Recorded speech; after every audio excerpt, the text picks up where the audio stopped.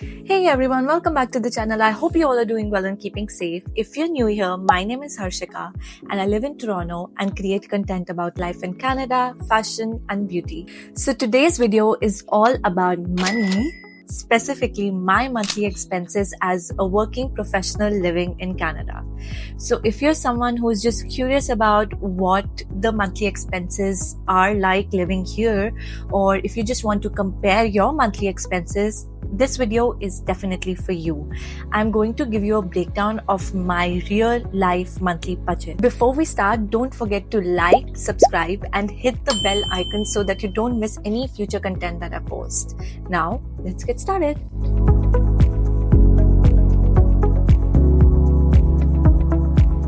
Let's start with the biggest expense, which is rent. I live in Scarborough in a shared basement and my rent costs about $500 to $520 per month. This includes the utilities and the internet bill. Rents in Canada vary a lot. So for example, if you plan on renting an apartment in downtown Toronto, expect to pay around $2,000 to $3,000 for a one-bedroom apartment. But at the same time, if you choose to live in the suburbs or share your space with some housemates or roommates, just like I do, you can save a lot of money. For me, rent takes about 15 to 17% of the total monthly expenses that I incur. Grocery shopping in Canada is not cheap. This is the one thing that I've realized living here for about 2.5 years now. For grocery, I usually keep aside $300 to $350 per month. That's how much it costs me because I try to eat healthy and everything and try to get the best products off the shelves.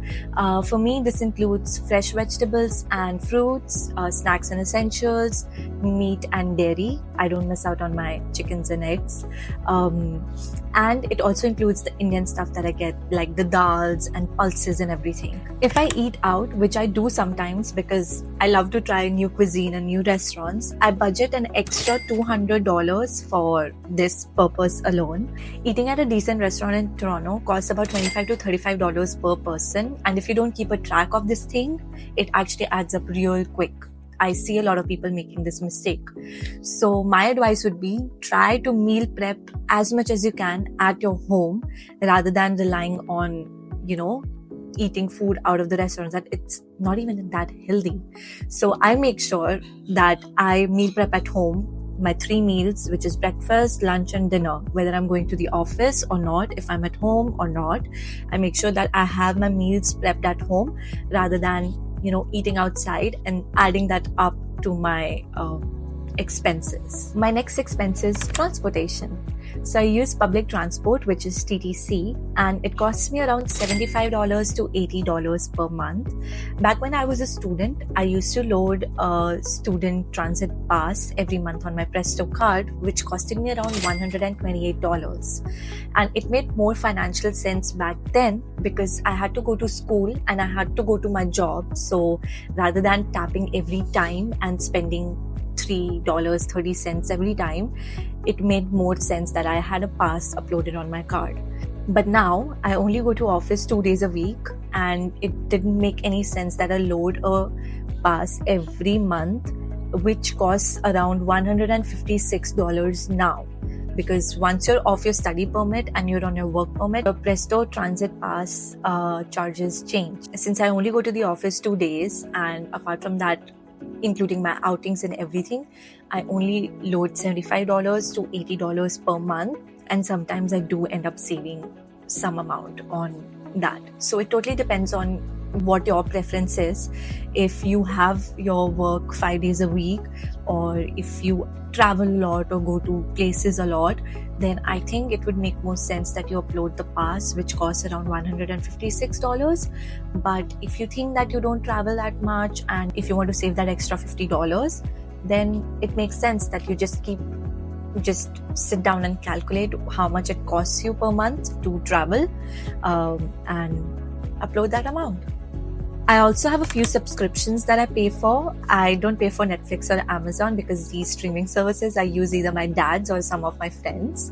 But apart from that, I do pay $9.99 every month for my Apple Music subscription. I pay $3 for my iCloud subscription from Apple. And I pay $97 per month for my phone, which includes my phone plan as well as my phone's EMI. Then there are extra expenses like shopping, personal care, or random splurges where I just want to spend money on myself and I can't control it even if I try really, really hard.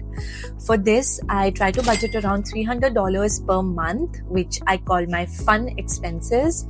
And I do this because there's one rule that my dad taught me and I abide by it, which is life is not just about paying bills. So take that chunk out of your monthly paycheck and make sure that you spend it on yourself because you like it and you love yourself more. So after adding everything up, my total expenses for a month come up to $1,420 to $1,480 per month.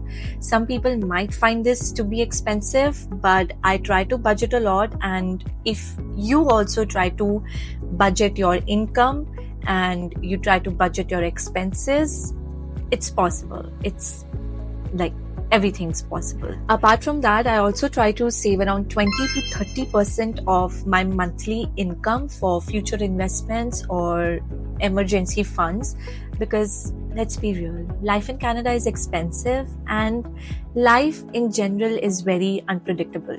So for that, I take out this amount for my future endeavors or my future emergencies. And that's my breakdown of the monthly expenses that I incur as a working professional in Canada. I hope this gives you a realistic idea about how much it costs to live here. Let me know in the comments how your expenses compare to mine, and if you think this is affordable or if this is expensive. If you found this helpful, do like, share and subscribe. Thank you for watching, and I hope to see you in the next video. Bye!